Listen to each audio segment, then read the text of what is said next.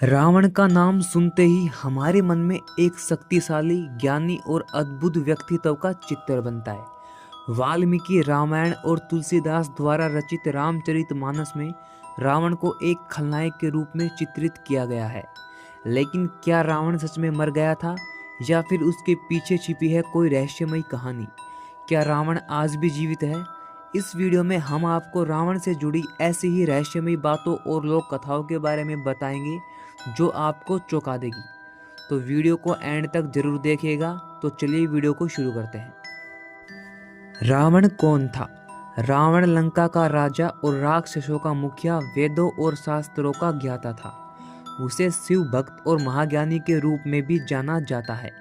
रावण के 10 सिर और 20 भुजाओं का उल्लेख पौराणिक कथाओं में भी मिलता है। उसके 10 सिर उसकी अद्वितीय बुद्धिमत्ता, ज्ञान और शक्ति का प्रतीक थे। रावण की मौत भगवान राम के हाथों हुई थी, लेकिन कुछ लोक कथाएं और ग्रंथ यह कहते हैं कि रावण पूरी तरह समाप्त नहीं हुआ। क्या कहती हैं पौराणिक कथाएं?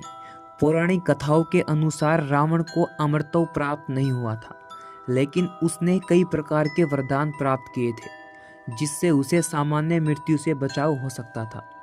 ब्रह्मा से वरदान में उसने यह मांगा था कि देवता, दानव या अन्य कोई प्राणी उसे मार ना सके।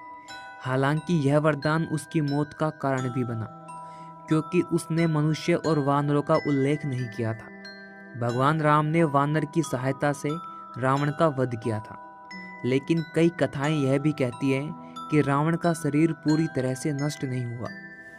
भारत और श्रीलंका में कई ऐसे स्थान हैं जिसके बारे में माना जाता है कि वे रावण के समय से जुड़े हैं।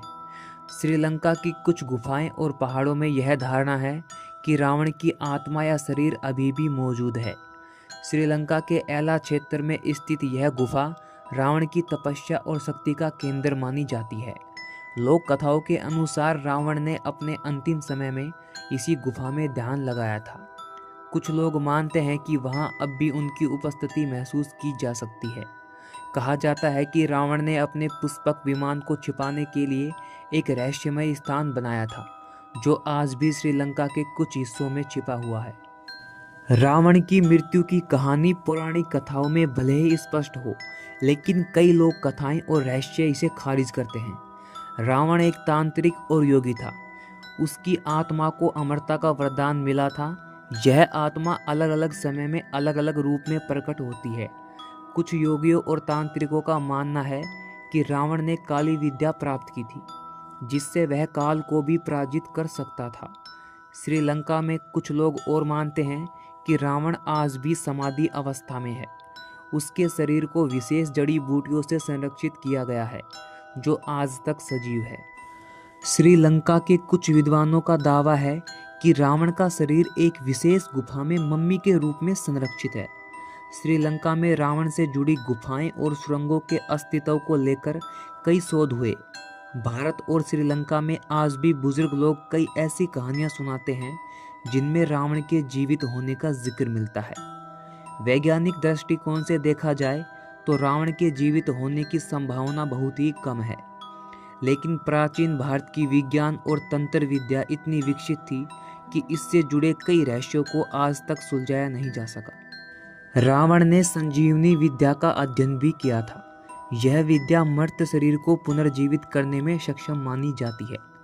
वैज्ञानिकों ने रावण से जुड़े स्थलों पर शोध भी किया, लेकिन किसी ठोस नतीजे पर नहीं पहुंच पाए। रावण एक जटिल व्यक्तित्व था। वह जितना ज्ञानी था उतना ही अभिमानी भी। उसकी कहानियां हमें सिखाती है कि ज्ञान और शक्ति का दुरुपयोग व्यक्ति को विनाश की ओर ले जाता है। रावण का अस्तित्व और उसकी मृत्यु आज भी एक रहस्य है। क्या सचमुच वह मरा था या फिर उसने अमरता प्राप्त कर ली थी?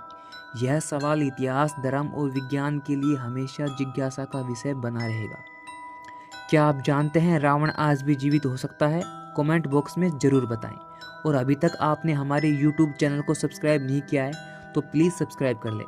और मिलते हैं एक और नए रहस्य के साथ। तब तक के लिए धन्यवाद।